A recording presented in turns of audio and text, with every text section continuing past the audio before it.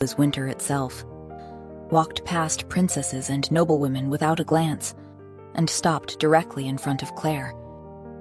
"I'll take her," he said. The hall erupted in shock. Why would a king who could have anyone choose the one woman hiding her face?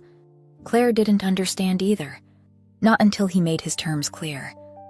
He would marry her, protect her, give her everything she needed. He would even swear never to look beneath her hood. But only under one condition. He would never love her. Neither of them understood how impossible that vow would be. Chapter 1. The women had been arranged in a line on the raised platform like wares at a market, for tonight the great hall of Artoria held no coronation or treaty. It held a mating auction.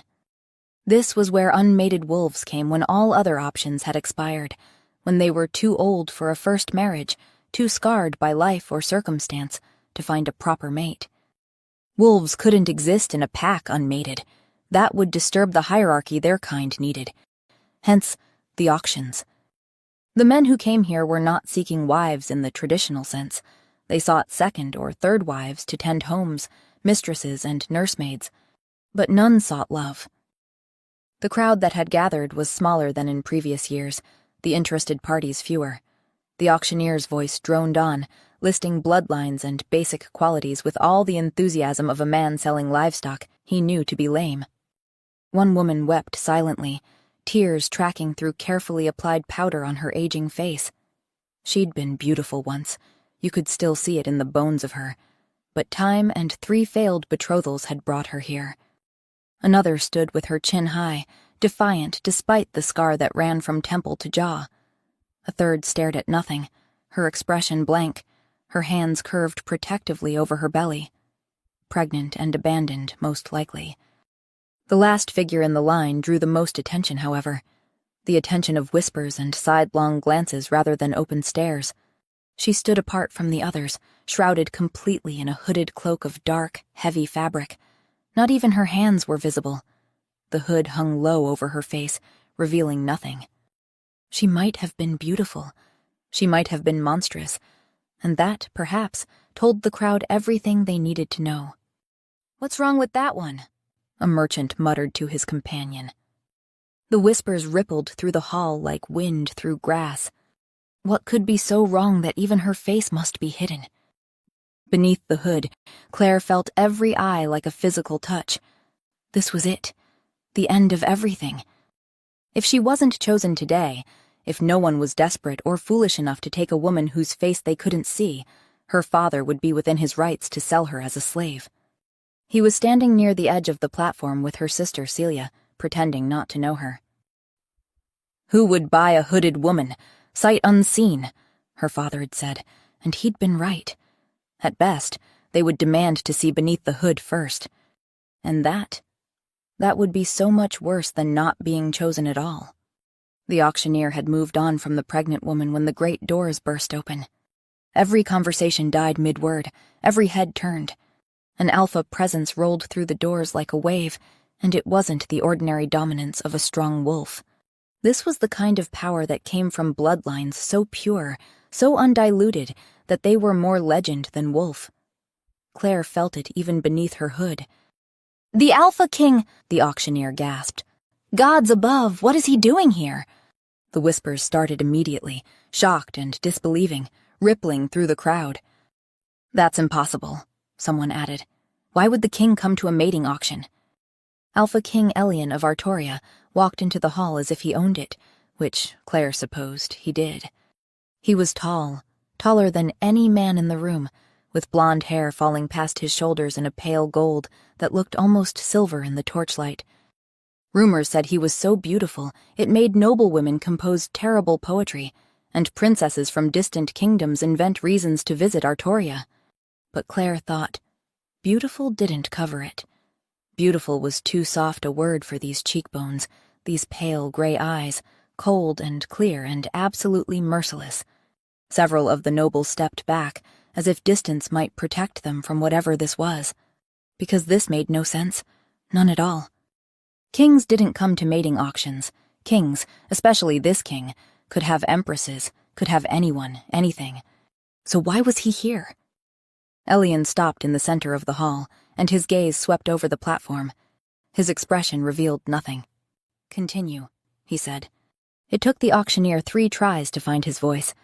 "Your Majesty, we are honored by your—" "I said continue," the king said.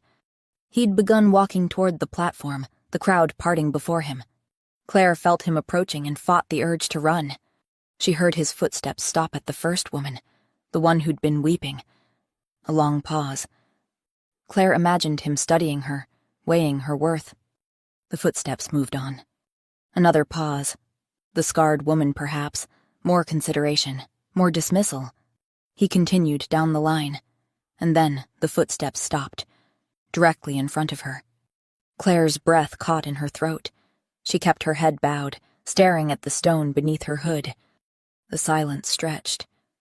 No one in the hall dared to breathe. And then, cutting through it like a blade through silk, cold and final and absolutely certain, the king announced, "I'll take her." There was only silence, and only when chaos erupted did Claire realize he'd meant her. Chapter 2. Through the small window, she could see the castle rising in the distance, gray stone towers piercing a pale sky, and despite everything, despite the terror coiling in her chest, she felt something unexpected. Relief. She could still smell the desperation and shame in the air of that auction hall. Her father had made it clear, no one would want what they couldn't see. And when the auction ended with no offers, he'd be legally permitted to sell Claire into proper slavery. It was meant to be her father's final revenge, but then the Alpha King had walked into that hall. And everything had changed. He chose me, she thought, still unable to make sense of it. The carriage stopped. Claire's heart hammered as a guard opened the door and offered his hand. She took it with shaking fingers, stepping down onto smooth stone. His castle loomed above her, impossibly large, impossibly grand. This is madness, she thought. Why would he choose me? She followed the guard through corridors that seemed to stretch forever, her boots silent on thick carpets. Servants bowed as she passed, their eyes curious but not cruel. No one sneered. It was so different from her father's house that she felt dizzy. They stopped before a heavy wooden door. The guard knocked twice, then pushed it open. "The king will see you now, my lady." Claire's throat went dry as she stepped inside. The room was a study, shelves lined with books, a desk covered in maps and documents, a fire burning low in the hearth despite the summer heat. And standing by the window, backlit by gray afternoon light, was the Alpha King himself, Elian. He was tall. That was Claire's first coherent thought, and when he turned to look at her, she felt the cold radiating from him like a physical force, as if winter lived in his bones. She dropped into a curtsy, her hood slipping forward. "Your Majesty." "Rise," he said. His voice matched everything else about him. Distant, controlled, empty of warmth. Claire straightened, her heart pounding so hard she was certain he could hear it. Through the fabric of her veil, she could make out was the hard line of his jaw, the coldness in his eyes as they passed over her without interest. No curiosity at all about what lay beneath her disguise. "Your Majesty," she began, her voice barely steady, "I never meant to deceive you." "Deceive me?" he asked, sounding surprised. "Yes," Claire nodded. "The veil, He raised one hand, cutting her off. "I don't need to know.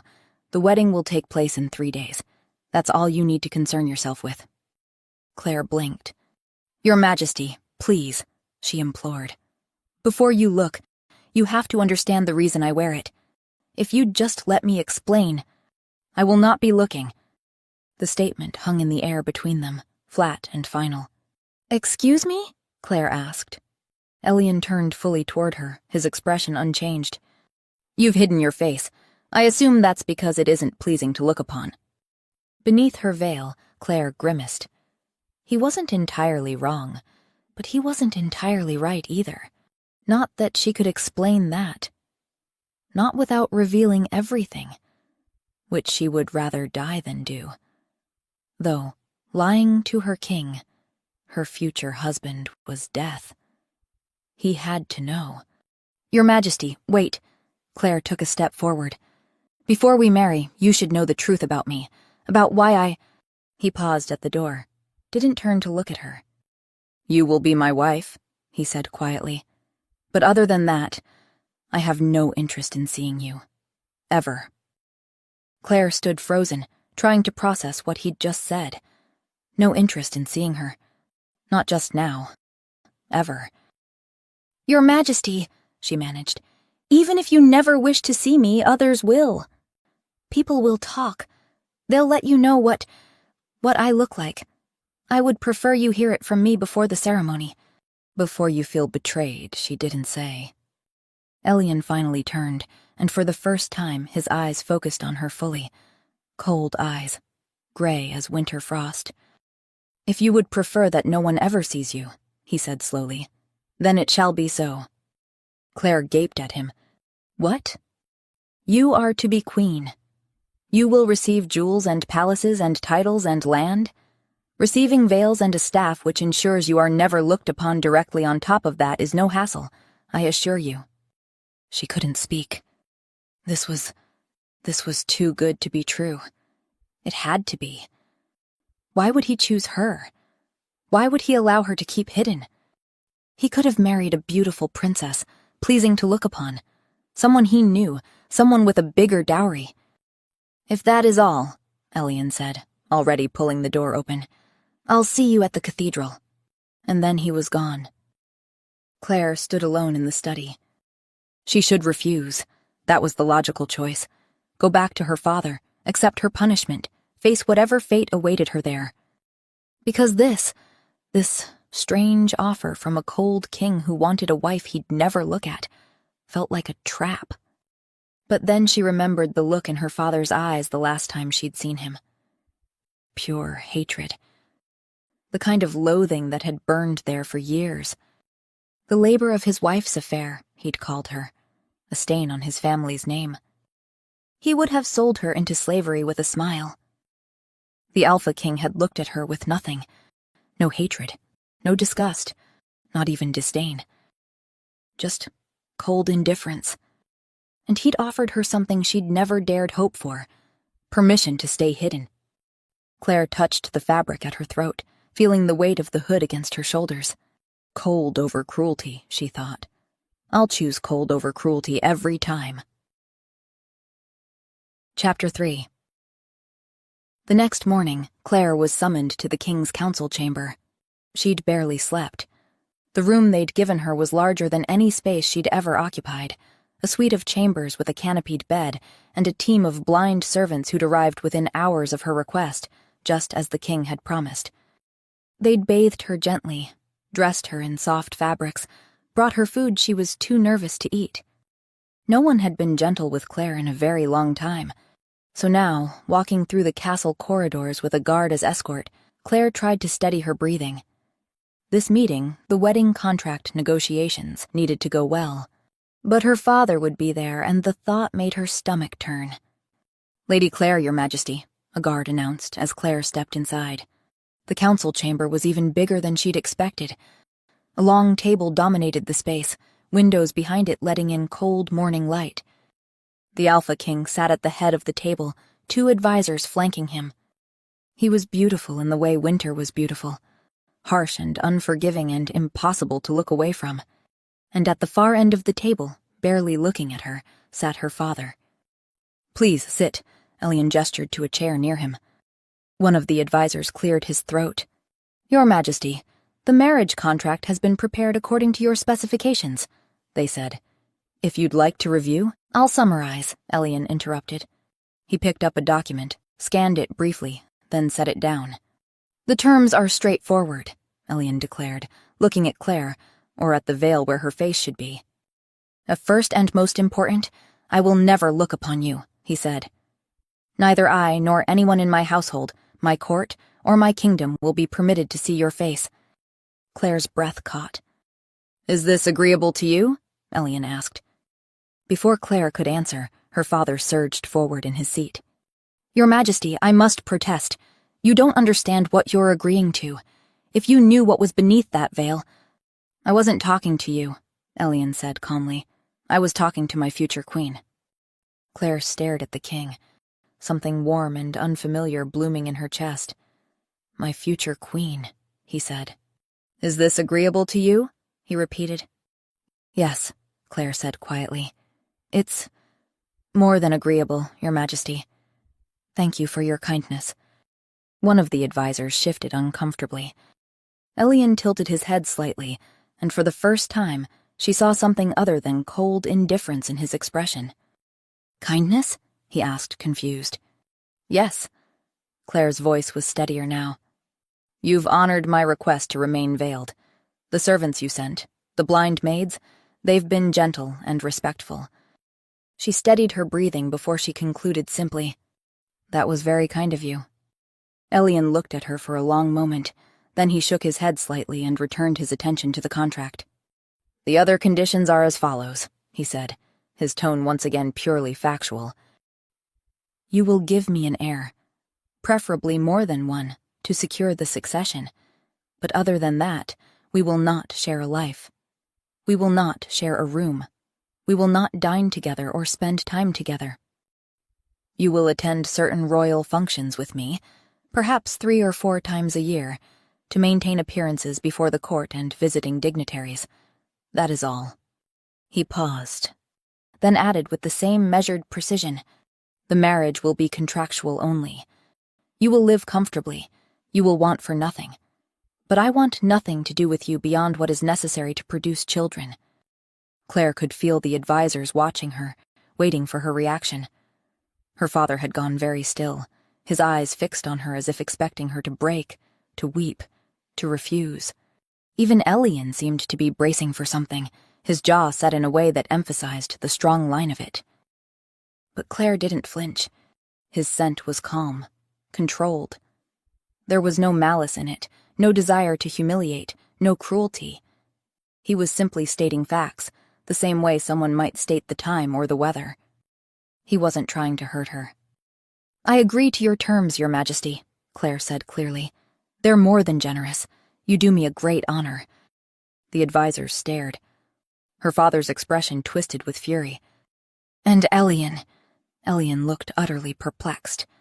The confusion made him seem younger somehow. An honor? He repeated slowly. To be married to someone who wants nothing to do with you? Who will never care for you? Claire met his gaze through her veil, unwavering. Yes, Your Highness, she said. It's more than I deserve. More than my family has ever given me, she thought. More than I ever dared hope for. Safety. Protection. A life where no one would look at her with hatred or disgust. A husband who would never raise his hand to her. A husband who simply wanted nothing.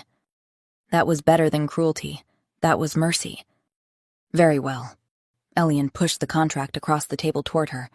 Sign here. Claire signed. Her father signed as witness, his hand shaking with barely suppressed rage. The advisors signed, both of them sneaking glances at their king as if trying to understand what he was thinking. And then it was done. She was going to be queen. To him. This beautiful, cold, mysterious man who the entire court seemed to regard with a mixture of fear and reverence. Exiting the council chamber felt like walking through a gauntlet. The corridors were full of courtiers and servants, all of them stopping to stare as she passed. Whispers followed in her wake. Is that her? Why does she hide her face? But His Majesty could have anyone. Why her? Claire kept her head down, her hands clasped together, trying to ignore the burning curiosity in their eyes. Just 3 more days. 3 more days and she'd be married. She was almost to the staircase leading to her rooms when someone stepped into her path. Her sister Celia, dressed in a gown of pale blue and more beautiful than ever. We need to talk, she said quietly. Against her better judgment, Claire nodded. They found an empty alcove off the main corridor, a small space with a window overlooking the gardens. You can still refuse him, Celia said finally. And why would I? Claire said. You'd risk the king's anger when he discovers what you are? Claire's hands clenched beneath her veil. He won't discover anything. He's agreed never to look at me. You really think he'll never demand to see his now wife? Her sister's voice rose despite herself. He's the Alpha King, Claire. Women throw themselves at him. Eventually, her sister continued, he'll insist. And when he sees what's under that veil... I'll explain, Claire whispered. Her sister's expression hardened. Explain what? Your face says it all. You don't deserve to be queen. Not after what you did. Claire took a step back. Celia, I told you, it wasn't me, she attempted. Liar! Her sister's voice broke. You couldn't stand that Eric was leaving you, and so you... Tears burned behind Claire's eyes. I don't know what happened that night, she interrupted. I was angry, yes, but I would never hurt him. The king seems kind to you now, her sister hissed, but when he discovers the truth, he'll destroy you, Claire. Then she was gone. Chapter 4. The carriage rocked gently as it made its way through the crowded streets toward the cathedral. Claire sat rigid on the velvet seat, her hands clasped so tightly in her lap. Outside there were people, common folks and nobles alike, thousands of them, packed into every available space along the route. They were waiting to see their new queen. Her ride slowed, then stopped. She braced herself as a footman opened the carriage door and offered his hand. Claire took it, stepping down onto smooth stone. The crowd's noise intensified. Her veil is so thick, someone said. I can't make out her features at all. We will see her once she exits the cathedral, a woman concluded. Claire's stomach twisted. They're about to be disappointed, she thought. One step, then another. The cathedral entrance loomed before her, and she walked toward it alone. No father to give her away. The moment she crossed the threshold, the noise outside faded to a muffled hum. The pews were packed with nobility in their finest clothes, silks and velvets, jewels glittering in the candlelight. Every single face turned toward her, whispers rustling through the crowd. What does she look like? Perhaps she's hideously scarred. Claire's fingers tightened around the bouquet, but she kept her gaze fixed straight ahead, where the altar waited. Where he waited. Ellian stood perfectly still. He wore black, of course he did, formal clothing that emphasized the breadth of his shoulders, and even from this distance, Claire could see the sharp lines of his features, the cold beauty that made him look like something carved from ice. He was watching her approach, but his expression revealed nothing. Just that same blank, perfect control he always showed. And as she approached, she noted his scent didn't betray anything either. How does he do that? She wondered. Most wolves couldn't control their scent so completely. Emotion always bled through. The priest began the ceremony, his voice echoing through the vast space. Claire barely heard the words. She was too aware of Ellian standing beside her, radiating that strange coldness that shouldn't exist in a shifter's body. Alphas ran hot, everyone knew that, but Ellian felt like winter itself. The vows, the priest intoned. Claire snapped back to attention. Do you, Ellian, Alpha King of Artoria, take this woman to be your wife, your queen, your mate? Ellian's voice was steady, emotionless. I do. Then he turned to her, and Claire felt the weight of his gaze even through the layers of fabric covering her face. I will never love you, he said, leaning closer. Please understand that. Claire nodded. I understand, Your Majesty, she said. Do you? Doubt flickered behind his eyes, guilt also. Truly? He insisted. Yes. And she did. Whatever reason he had for this strange marriage, she understood that love was not part of the bargain. She could live with that. The priest was looking at them expectantly, confused by the delay. Ellian straightened, returning his attention to the ceremony. The rings, he called out. The moment his fingers closed around hers, she gasped. He was cold, not just cool, but genuinely cold, as if he'd been standing outside in winter without gloves. Claire couldn't help staring at their joined hands. His palm was larger than hers, his fingers elegant and strong. But the temperature... How was this possible? She wondered. Your finger, he prompted gently. She fumbled, pulling off her glove with shaking hands. Ellian slid the ring onto her finger with practiced ease, his touch remaining cold throughout. By the power vested in me, the priest said, and before these witnesses, I now pronounce you husband and wife, alpha and queen, mates bound by sacred vow. The claiming. They needed to claim each other verbally since the physical claiming, biting, marking, would require her to reveal her neck, her skin. Things she couldn't do here. I claim you as mine, Elian said, his voice carrying through the cathedral. My wife, my queen, my mate.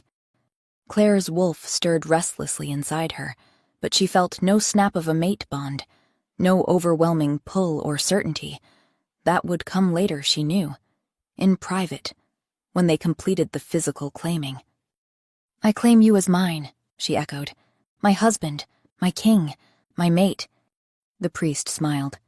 You may kiss your bride, your majesty. The cathedral went utterly silent, waiting to see what would happen. Would he lift the veil? Would they finally see the mysterious queen's face? Claire's heart hammered against her ribs.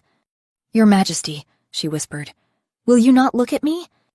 Elian tilted his head slightly, studying her veiled face. Do you want me to look at you? He asked quietly. No, Claire breathed. But you should. She could see his eyes now through the sheer fabric closest to her face. Gray eyes, like winter storms. You've made your wishes clear, Elian said, and I will honor them. Before she could respond, he took her hand, that same cold grip, and lifted it to his lips. The kiss was gentle, formal. His lips were as cold as his hands, pressing against her gloved knuckles for just a moment. It wasn't what anyone expected. The crowd murmured in confusion and disappointment, but Claire stood frozen, her hand still tingling from that brief contact. He kissed my hand instead, she thought dazedly. He could have demanded to see my face, but he respected my wish. Thank you, she whispered. Outside, the crowd's roar hit them like a physical force. The noise was deafening. Thousands of voices all talking at once, expressing their shock and confusion. The queen was still veiled. Something must be terribly wrong, the crowd murmured, and yet the king didn't seem to care. How strange. How utterly, completely strange. Chapter 5. Claire sat on the edge of the bed, hands folded in her lap, trying to control her breathing. The blind maids had prepared her. They'd bathed her in rose-scented water, brushed her hair until it fell in soft waves down her back, and dressed her in a nightgown. Then they'd left her alone in the candlelit chamber to wait. For her husband. For the consummation of their marriage. It had been just words on a contract before. You will give me an heir. Easy to agree to when it was theoretical, but now it was real. Now it was happening tonight. 3 soft knocks at the door made her jump. Come in, she managed. Elian stepped inside, and Claire's breath caught. He'd changed from his formal wedding clothes. The elaborate jacket was gone, leaving him in just a white shirt, unlaced at the throat, the fabric loose enough to reveal the strong column of his neck. His hair was disheveled, as if he'd run his hands through it, and in the soft candlelight, he looked like a man, not a king. Beautiful and somehow vulnerable in his simplicity. He closed the door behind him with a soft click that seemed to echo in the quiet room. They were alone now, and Claire's heart hammered as Elian's gaze swept the room before settling on her veiled face. Even across the distance, she felt the weight of that look, and panic flared. I will wear this, Elian said quietly. He reached into his pocket and withdrew a strip of black silk. A blindfold. If you're worried, I might see you. Even accidentally. The thoughtfulness of it made her throat tight. All right, Claire said softly. Turn around. Claire's hands shook as she reached up to tie the blindfold. She had to step closer, had to rise on her toes to reach. Up close, she could see everything the distance had hidden. The individual dark lashes resting against his cheeks, a small scar at the corner of his mouth. She secured the blindfold, her fingers lingering perhaps a moment too long against his skin. The last candle went out. Complete darkness fell over the room like a blanket. Her heart hammered so loudly she was certain he could hear it. She could hear his breathing, steady and controlled. But she could also feel something else. A subtle shift in his scent, the winter sharpness giving way to something warmer beneath. She heard him move closer, felt the temperature drop as his body neared hers. "I can smell your nervousness," he said quietly. His words made her more nervous. Of course he could smell it. The anxiety, the anticipation. His hands rose slowly in the darkness, giving her time to pull away. When she didn't move, his palms settled gently on her shoulders. His hands were large and cool against her bare skin, his palms spanning from the curve of her shoulders toward her collarbones. But it wasn't just the touch. It was the care in it. The gentleness. For a long moment, he simply held her like that. His thumbs began to trace small, soothing circles against her skin, and Claire felt herself relax into the touch. He's being kind, she thought, even now.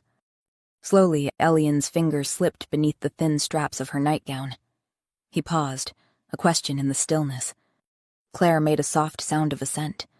He slid the straps down with aching slowness. First one shoulder, his fingertips trailing lightly against her skin. Then the other, the same careful gentleness. The silk clung to her breasts for a moment before whispering down her body, pooling around her feet with a soft sigh.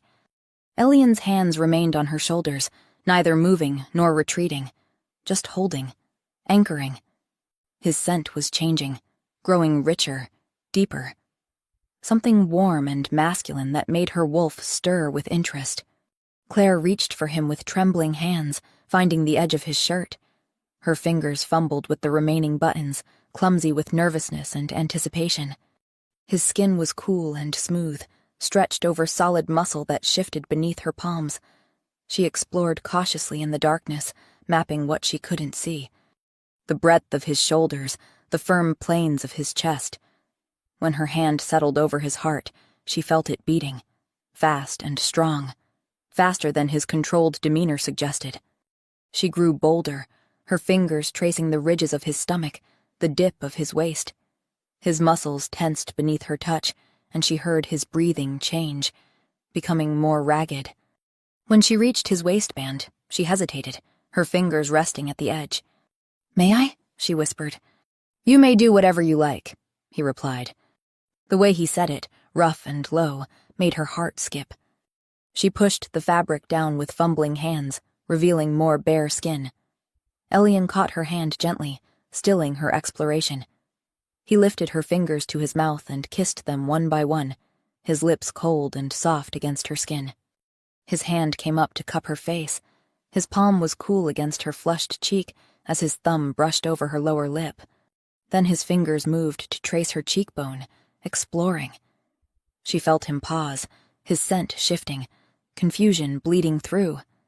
"What is it?" Claire asked nervously. "Nothing. I just thought—" He trailed off, his fingers continuing their exploration of her face. When they moved higher, toward her forehead, panic flared. He was picturing her features through touch. Claire caught his wrist, stopping him. Instead of speaking, she guided his hand downward, pressing his palm against her collarbone, just above her breasts. Elian went completely still. Slowly, giving her every chance to stop him, his fingers began to move, tracing along her collarbone with feather-light touches that made her shiver. Then lower. The sensation was— she had no words for it. His hand was cool against her heated skin, and the contrast sent sparks of something unfamiliar racing through her. A small sound escaped her, surprise and pleasure mixed. She felt Elian's answering reaction, a slight tremor in his hand, a hitch in his breathing, his scent deepening into something rich and heady. His other hand found her waist, then both hands began to explore with increasing confidence.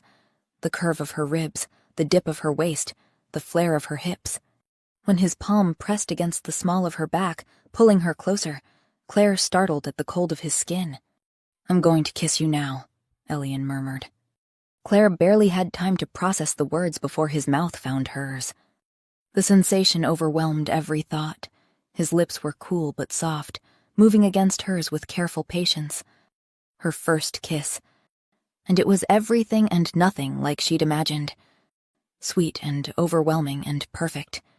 Claire's hands found his shoulders, gripping them for balance. She stepped closer without thinking, wanting to be nearer to him, and the moment their bare bodies pressed together, they both gasped. His chest against her breasts, his stomach against hers. The contrast in temperature, his coolness and her warmth, created sensations she'd never imagined. The kiss deepened, became less careful, more urgent. His hand in her hair tightened, tilting her head to a better angle. Something was building inside her, a warmth, a need she didn't understand but felt with every fiber of her being. Ellian carried her across the room, his mouth finding hers again. When they reached the bed, he laid her down with such care, as if she were something breakable and infinitely precious. Then his body covered hers, and Claire forgot how to breathe. The solid press of his body, the way he surrounded her completely, covered her, protected her even as he possessed her. It was overwhelming. When his lips found the sensitive skin of her neck, she made a sound that surprised her, breathy and wanting. His mouth worked at her neck, kissing, sucking, his teeth grazing lightly, and with each touch, his scent grew stronger. "Please," Claire whispered, "bite me." Ellian went rigid above her, his whole body locked up, trembling. His scent exploded around her, dark and wild and utterly intoxicating. "I shouldn't," he groaned, his voice strained. "It would be too much." The refusal ached, but there was something in his voice, regret, maybe even pain, that told her this cost him too. His mouth moved lower, kissing down her chest. The sensation was shocking. His mouth was hot despite his cold skin, in ways that sent pleasure shooting straight to her. She'd never felt anything like this, didn't know her body could produce such intense sensation from such a simple touch. There was a warmth spreading from where he touched, pooling low in her belly. She felt restless, needy, her hips moving of their own accord. Ellian's hand slid down her stomach, over her hip, lower. Claire tensed at the intimate touch, but he was gentle, patient, learning what made her respond to him. The pleasure built slowly, climbing toward something she didn't understand. Then they came together slowly. There was a moment of sharp discomfort that made her tense. "Breathe," Ellian murmured. "Just breathe for me." Claire forced herself to breathe, and soon the discomfort faded. The sensation was overwhelming, a connection beyond anything she'd imagined. They found their rhythm together, and Claire understood what it meant to be truly connected to another person. Ellian's breathing grew more ragged, his movements less controlled. "You're so warm," he said, sounding almost overwhelmed. "I'm sorry," Claire gasped. "Is it too—" "No." The word came out as a groan. "It's good, so good." They lay tangled together in the darkness afterwards, both trembling. His arm was wrapped around her, holding her close. For a long moment, neither moved, just breathed together in the darkness, hearts racing in sync. Then he moved away. She heard him dressing in the darkness. But instead of leaving immediately, his footsteps approached the bed again. He kissed her knuckles slowly, each one a gentle press of cool lips. "Thank you," he murmured, "for tonight." The tenderness in his voice made her throat tight. Then, reluctantly, he released her hand and left. Chapter 6.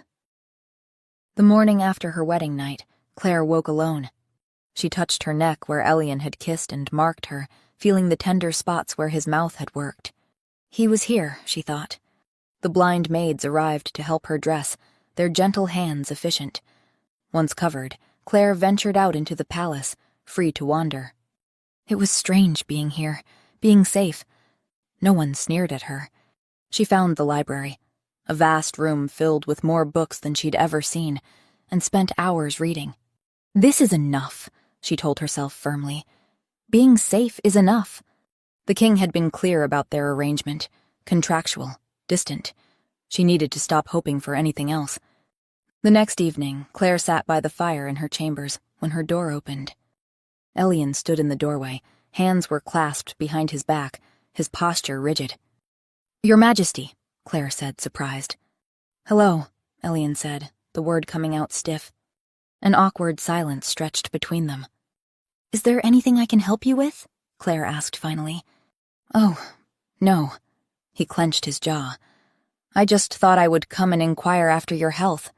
He came to check on me, Claire realized, warmth blooming in her chest.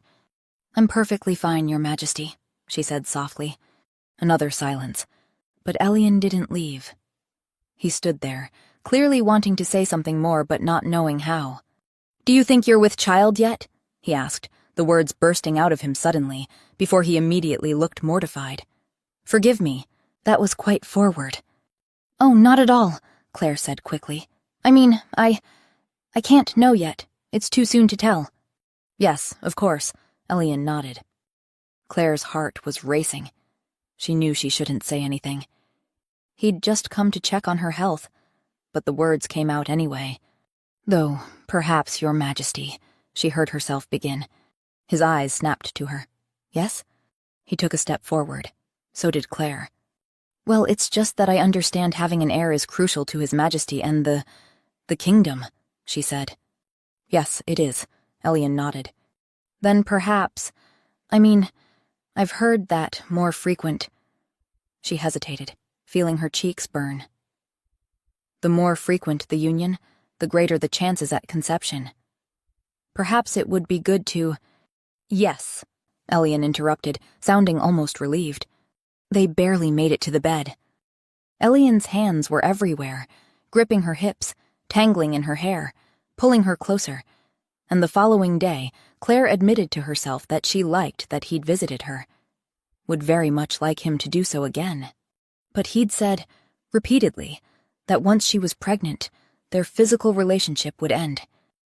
I need advice, she said quietly to her maids, about pleasing one's husband. The eldest spoke. There is someone who might help, Your Majesty. Lady Regina was a High Lord's mistress, beautiful, sophisticated, and apparently quite knowledgeable about matters of the bedchamber. She received Claire in her apartments with a knowing smile. Your Majesty, Regina said warmly, how may I help you? Claire twisted her hands together. You understand, it's purely for the kingdom's sake. It's important I conceive a child for His Majesty. Of course, Regina said smoothly. So it's important that he comes back. So we keep trying, Claire said. Very important. Regina's eyes sparkled with amusement. Then what do I do? Claire asked desperately. Regina smiled. That night. When Ellian returned, and he did return, appearing at her door as the sun set, Claire put Regina's advice into practice. She was bolder, more confident. She touched him the ways Regina had suggested, kissed him in places that made him groan. Her husband seemed very pleased. He returned the next night. And the next, far more frequently than was strictly necessary for conception. But after a week, Claire realized she wanted more. She wanted him to stay through the night instead of leaving while she was still catching her breath. So she went back to Regina. How do I— Claire hesitated. How do I get him to hold me? Afterwards. Regina studied her for a long moment. His Majesty isn't known to have many mistresses, she said. And the ones he has taken in the past never lasted more than one night. So you're already doing something right. She leaned closer. But if you want to get him to actually sleep with you, in the proper sense— Claire held her breath. Yes? Exhaust him, Regina said solemnly. So Claire put all her newfound knowledge to use. She begged for his touch. She did things to him that made him curse and lose himself completely. They made love once. Twice. She coaxed him back to arousal a third time and a fourth time. By the time dawn approached, Ellian collapsed beside her, his arm coming around her waist automatically, pulling her back against his chest. Within moments, his breathing evened out into sleep. Claire lay very still, hardly daring to breathe, delighted beyond measure. In the morning, her fingers found the edge of his blindfold, touching it gently. You really don't mind? She whispered. Ellian smiled. I would like to see you, he said quietly. Very much. But not if you don't want me to. Not if it would make you unhappy. He pressed a kiss to her shoulder and pulled her closer, and Claire felt like she might float away from happiness. Why can't you love me? She wanted to ask. When you are already so good to me? She dared not ask. He respected her desire to conceal her face. She'd respect his. And every evening, without fail, Elian came to her chambers. Though one night she woke to find him shivering beside her despite being buried under blankets. His skin was like ice against hers. Claire slipped from the bed and added more logs to the fire, building it up until the room was almost uncomfortably warm. It became a pattern. She'd wake in the night to tend the fire. She had the servants bring warmer clothes to his chambers. One evening, after he'd arrived, looking particularly pale, Claire finally asked, "Is something wrong?" "What do you mean?" Aaliyah replied, confused. "You're always so—" Claire hesitated. "We shifters tend to run hot, Elian, especially alphas like you. But you're—" Elian tensed beside her. "It's a family condition," he interrupted. His tone made it clear he didn't want to discuss it further. That night, after they made love, instead of dressing to leave, he lay beside her in the darkness, still wound tight. "Something is troubling you?" Claire asked softly.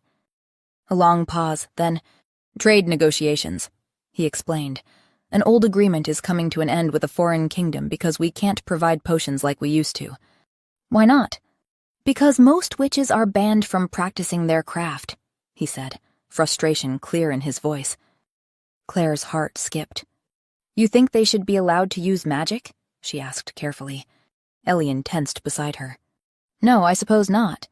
Claire said nothing, afraid to push. And eventually, he continued. "I don't know. My father was against it. His father before him. They said witches needed to be carefully watched." "Perhaps," Claire ventured carefully, "there's a way to watch them carefully while still allowing them to practice, under supervision?" "How would that work?" Elian asked, sounding intrigued. They talked for hours, discussing possibilities. Eventually, Elian's breathing evened out as he drifted to sleep, still holding her. Claire lay awake, proud that he'd asked her opinion, that he'd shared his frustrations with her. "I'm falling in love with him," she realized, with his voice, his touch.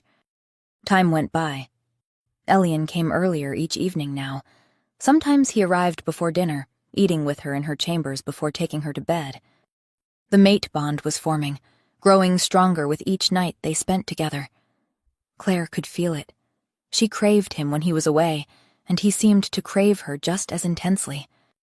Some nights they barely spoke, just fell into each other with desperate need. It went on like this, until one evening Claire waited until after they'd made love, until Elian was relaxed and content beside her, before she told him. "I'm pregnant." He sat up, his hand finding her stomach in the darkness. "You're certain?" "Yes," Claire nodded. "The healer confirmed it today." For a long moment he said nothing. Then, "We're having a child." The joy in his voice was undeniable. He pulled her close, his hand still resting on her stomach. "Thank you," he murmured against her hair. Claire's throat tightened with emotion, but beneath the joy was worry. He has what he needs now, she thought. An heir. He'll stop visiting. Why would he keep coming when the purpose is fulfilled? But the next night, he returned. And the night after that. If anything, he was more devoted than before, more possessive.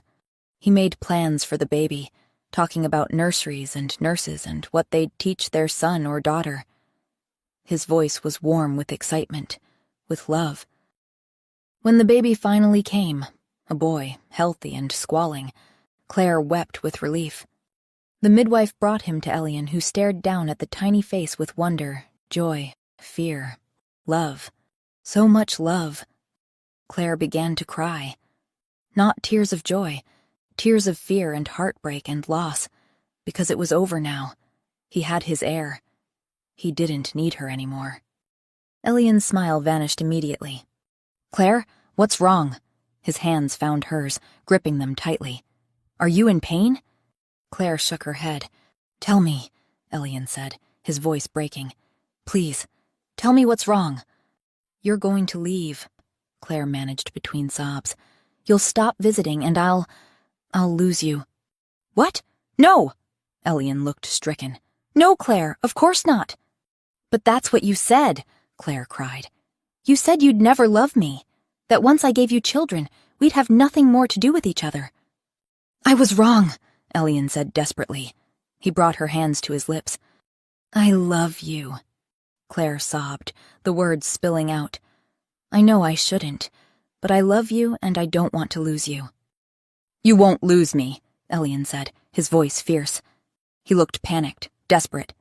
You won't, I swear it. You're the mother of my child. You're everything to me. Claire met his gaze through her veil. He looked so sad, so pale. I want your love, she whispered. Not just your hand in marriage. I want you. Elian's eyes widened. And then, without thinking, spontaneous and immediate, he said, You have it. Of course you have it.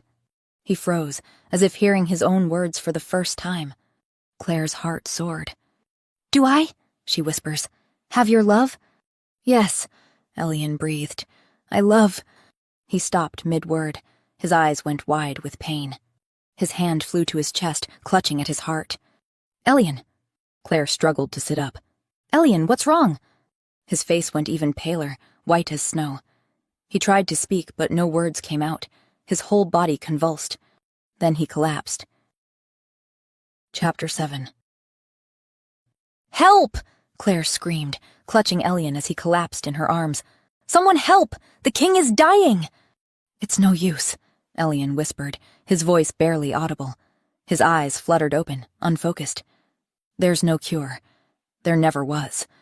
She touched his face with trembling hands. His skin was like ice, colder than she'd ever felt it. Magic, Claire realized with dawning horror. This is magic. What's happening to you? She whispered. Elian's hand found hers, his grip weak. There's a curse, he said quietly, on all the kings of my line. We cannot love. His eyes met hers through her veil. If we fall in love, we die. Claire shook her head in panic. No, it can't be, she denied. My ancestor, generations ago, he wanted to ensure the kings of Artoria would never be swayed by emotion. Elian's breath came in shallow gasps. So, he sought out a powerful witch, and now every king since has been incapable of feeling love, or rather, incapable of surviving feeling. Claire gasped. If we ever do fall in love, Elian went on, the curse activates. Our hearts freeze. We die. He laughed bitterly, the sound turning into a cough. My ancestor regretted it almost immediately, realized he'd been tricked. That's why witchcraft was banned in Artoria. He blamed them for his mistake. Claire's mind raced as Elian's eyes closed. I chose you because I thought I'd never fall in love with someone I couldn't see, he confessed. I thought I wouldn't truly know you, and that it would keep my heart safe. But it didn't, Claire whispered. No. His hand tightened on hers. I fell in love with you, Claire. Every part of you I could know. Then I'm killing you. Tears streamed down Claire's face. My very existence is killing you. No, Elian said fiercely. You gave me life. For the first time, I felt alive. You made me happy, Claire. So happy. I have no regrets. I won't let you die. Claire's voice was steel through her tears. What if you stopped loving me? Would the curse reverse? Elian looked at her with such tenderness it broke her heart. I could never stop loving you, he said. What if you had a reason to? Claire's hands went to her veil with shaking fingers. What if you saw what I really am? Elian's eyes widened. Claire, he protested. You need to see, she said. You need to know the truth. Then you'll hate me so much you'll heal. Before he could protest further, Claire pulled the veil from her face and watched her husband's eyes widen, watched him take in her features. She waited for the disgust, the horror. But his expression was one of wonder. You're beautiful, he breathed. Look closer, Claire begged, tilting her head so he could see her forehead clearly. Look at what I am. There, stark against her pale skin, was the cross-shaped scar. The brand. The mark of a dangerous witch whose magic had been bound for crimes against the kingdom. Elian's eyes fixed on the mark, and Claire felt a flicker of hope. Surely now. Surely this will disgust him. But just in case it wouldn't be enough, she explained. I was engaged once, to a nobleman. It seemed like my one chance at a normal life, despite what I am. But then, he fell in love with my sister instead, the legitimate one. They planned to run away together. She paused, her fingers unconsciously touching the brand. He died before they could leave, in a fire, an isolated magical fire that burned only him. Elian waited patiently for her to continue. My elemental magic is fire, Claire admitted. I was there that night. I was angry, and he died in flames. Everyone assumed I'd killed him in a fit of rage. But you didn't, Elian said with utmost certainty. Claire met his eyes. I was never allowed to practice my magic, she said. It was always wild, uncontrolled, so I can't be certain I didn't do it. Someone bound your magic? Elian asked. Yes. My father, after Eric's death. Claire sighed. He hated me already. My mother. He said she'd had an affair with a wizard. That's where my magic came from. He banished her for it, though she denied it until the day she died. When my magic manifested, when the man my sister loved died by fire, Claire's voice broke. It gave him the perfect excuse to be rid of me. She looked down at Elian, at the frost spreading across his chest. I'm a witch, she said. Like the ones who cursed your family, like the ones your ancestor banned. I'm exactly what you've been taught to hate and fear. Let that kill your love for me. Let me be monstrous enough that you stop loving me and live. Elian reached up with a trembling hand and cupped her cheek. How can you say that? He said softly. When I love you more now than I did a moment ago. No, Claire protested. You were willing to let me see your deepest shame, your greatest fear, just to break my curse. His thumb stroked over the brand on her forehead. How could I not love you more for that? Elian, please, Claire said. You didn't kill that man, Elian said with certainty. I know you didn't. Your magic responds to your emotions, and you're the kindest person I've ever known. Even in rage, even heartbroken, you wouldn't kill. He smiled weakly. It doesn't matter, Claire said desperately. I'm still a witch.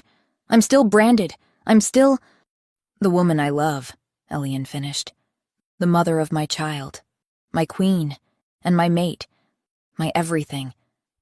His breathing was getting shallower. You've made me so happy, Claire. But even as he spoke, Elian's eyes fluttered closed. His hand fell from her face. The frost spread further across his chest. Elian? She gasped. He didn't respond. Chapter 8. 3 weeks had passed since Milo's birth. 3 weeks of Claire barely sleeping, dividing her time between caring for her infant son and sitting vigil beside her dying husband. The frost had spread from his chest to cover most of his torso. His lips were blue, his skin translucent. And yesterday, he'd stopped waking at all. I want a witch brought to the castle, Claire said to the council. A powerful one. Today. The councilors exchanged uncomfortable glances. Your Majesty, the oldest began carefully. Witches are permitted only for minor healing. Small potions, light charms. The king is dying, Claire cut him off. The healers can do nothing. I am Queen Regent while the king is incapacitated, and I will use that power if I must. Bring me a witch, or I will disband this council entirely and find people who will actually help me save my mate. Silence. There's a powerful earth witch in the neighboring kingdom, the first counselor said reluctantly. We could send for her immediately. Do it, Claire commanded. The witch arrived that afternoon, an old woman with sharp eyes and gnarled hands. She examined Elian thoroughly while Claire hovered nearby, Milo sleeping against her shoulder. Ice magic, the witch said finally. A curse rooted deep, very old, very powerful. Can you break it? Claire asked desperately. The witch shook her head slowly. It's a family curse, not just his own. That makes it much more difficult to... Family? Claire looked down at Milo sleeping peacefully in her arms. Does that mean... Will my son be cursed too? It's possible, yes, the witch said gently. Claire felt like she couldn't breathe. Her baby, her innocent baby boy would carry this curse. There must be a way to break it, Claire said, her voice shaking. Against ice, fire would be most effective, the witch said. But unfortunately, I am an earth elementalist. I'm a fire witch, Claire said quickly. Could my magic work? The witch's eyes sharpened with interest. A fire witch? She stopped, studying Claire more closely. But your magic is bound. I can feel the seal on you. Claire's heart sank. Yes, my father had me bound years ago, after someone died and I was suspected of— Wait! The witch stepped closer, peering at Claire's face. That's why you look familiar. Is your father Alistair Crane? Claire blinked. Yes, how did you— I knew his mother. Your grandmother. The witch's expression softened. Isabel was my twin sister. The world tilted. Your twin? But that would mean— Yes, your grandmother was a witch. Claire's mind reeled. My grandmother? My father's mother was a witch? She was, the witch said. But when your grandfather found out, he had her killed. Accused her of treason, some fabricated crime, to get rid of her. He was furious at having married a witch and never told anyone in the family. Understanding crashed over Claire like a wave. Her father had always hated her, always believed her mother had an affair because Claire had magic. But the magic hadn't come from an affair at all. It had come from him. I need to speak to my father, Claire said. I need him to release the bind. Claire rode through the afternoon, pushing her horse hard. She had no time to waste. The Crane estate loomed before her as the sun began to set. Claire dismounted and strode toward the entrance, flanked by two of Ellion's personal guards. A servant tried to stop her. My lady, Lady Claire, your father is not receiving— He'll receive his queen, Claire said coldly. She pushed past into the main hall. Her father stood by the fireplace, a glass of wine in his hand. When he saw her, his face twisted with disgust. Claire's sister Celia said from the corner, standing quickly. You, he spat. How dare you show your face here? I need you to release my bind, Claire said, cutting straight to the point. Now. Alistair barked a laugh. The Alpha King is dying, Claire insisted. I need my magic to save him. Release the bind. No, her father said. Father, please, Celia began. She said the king was— She's a dangerous criminal, Alistair said. I'll not unleash her magic on the world again. You've always seen the worst in me, Claire said. I told you I had nothing to do with Eric's death, but you didn't believe me. Not even for a second. Of course I didn't believe you, Alistair sneered. You'd lie to protect yourself. You're just like your mother. She kept crying she'd never strayed, but I knew— Mother didn't stray, Claire said. The witch powers came from you. Silence crashed over the room. What? Celia whispered. Your grandmother, our grandmother, was a witch, Claire said, her eyes never leaving her father's face. Your father had her killed when he discovered it, but she passed her magic down. To you, father, and to me. Celia's hand flew to her mouth. Mother never betrayed us? She never— Father, is this true? Claire watched her father's face carefully, watched the way his jaw clenched, the way his eyes flickered, and she realized the truth. You've known, Claire said slowly. You've always known. What? No, he didn't, Celia began. Yes. Alistair's voice was flat. Of course I knew. Celia gasped. What was I supposed to do? Alistair demanded. Father had assured me all witch powers in our line were bound. Then my daughter manifests fire magic? Your mother refused to bind you, said it wasn't natural, wanted to contact the Royal Academy. Have you trained properly? He shrugged. There was no way anyone would find out my daughter was a witch. I needed your powers bound, and so your mother had to go. The casual way he said it, as if he were discussing the weather, made Claire's blood run cold. Celia stumbled backward, her face white. How could you? She exclaimed. She was our mother. She loved us, loved you. Daughter, I was always proud of who you'd become, Alistair said dismissively. Don't disappoint me now. Why get rid of Mother at all if you just wanted to bind Claire? Celia cried. Why not just bind her and let Mother live? I did have her bound, Alistair said, affronted. I had Claire bound immediately, the very day after the magic manifested. Both Claire and Celia went very still. Because Claire's magic had manifested when she'd turned 13, and if she'd been bound since then. But then, Celia's voice shook. How did she kill Eric? If she was already bound, how did she use magic to kill him? For just a moment, Alistair looked uncertain. You killed him, Claire breathed. You killed Eric. That's impossible, Celia said, shaking her head. Eric was killed with fire magic. Everyone said so. The fire was too specific, too targeted for it to be an accident. She stopped. Her eyes went wide.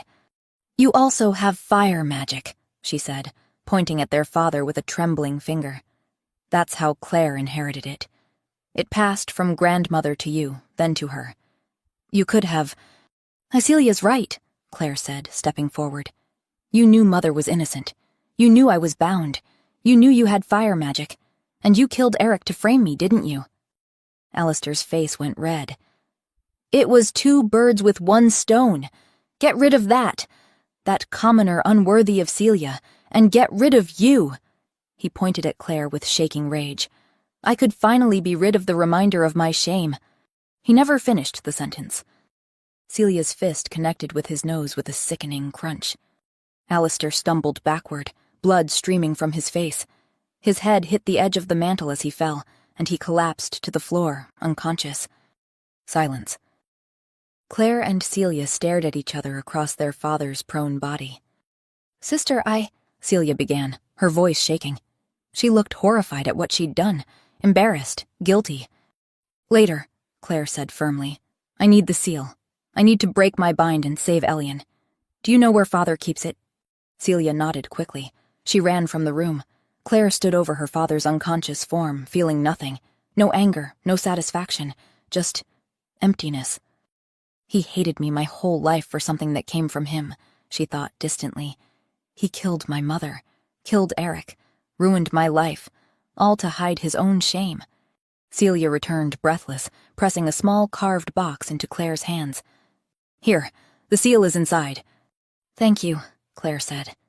I'll send for the guards, Celia said. Have Father arrested.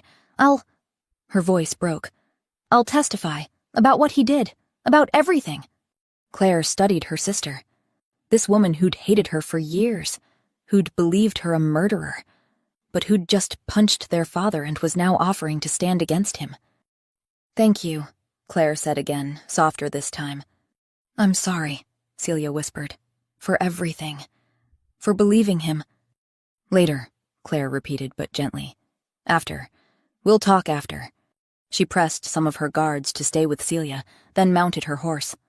The sun was setting as she rode back toward the castle, the seal clutched tight in her hand. 6 months later. Claire stood in the training courtyard, flames dancing between her fingers. The fire responded to her will now, controlled, beautiful, no longer wild. Good, the old witch said. Now shape it. Claire concentrated, and the flames spiraled upward, forming a perfect helix before dissipating. She desperately needed to catch up on years of having her powers bound. When the seal had broken, power had flooded back into her veins like water released from a dam. She remembered placing her burning hands on Elian's frozen chest, worried she'd hurt him. But the frost had melted. After days, his eyes had opened. Claire? His voice had been hoarse. You're alive, she'd sobbed. The memory still made her throat tight. Your Majesty? Claire turned to see Celia approaching with Milo. The baby squealed at seeing her. Someone wanted his mama, Celia said, passing him over. Claire kissed his chubby cheek. How was the council meeting? Celia had taken a seat on the council after their father's lands and title were stripped. Alistair Crane now sat in a cell, convicted of murder and conspiracy. Productive, Celia said. The new academy for young witches is nearly complete. Claire smiled. Elian's first act after recovering had been to lift the ban on witchcraft entirely. Your Majesty, a guard bowed. The king requests your presence in the gardens. Claire's heart skipped, the mate bond singing. "Tell him I'll be there shortly." She found Elian by the roses, Milo napping against her shoulder. He looked healthy now. Color in his cheeks, warmth in his skin. The curse was broken completely, not just for Elian, but for the entire bloodline. Milo would never suffer as his father had. "My queen," Elian said, smiling. He pulled her close, careful not to wake the baby, and kissed her temple. "And my son." "He wanted to see you," Claire smiled. "Boy knows what he wants." Elian stroked Milo's hair. "Like his father." Claire laughed. "Like his father? Is that so?" "I wanted you from the first moment I touched you. Even when I was trying to convince myself I didn't." Elian cupped her face. "You saved me, Claire. In every way a person can be saved." "We saved each other," she corrected softly. She looked at Milo. "We were both hiding, both deceiving each other and ourselves." "And yet," Elian said, "we found freedom anyway.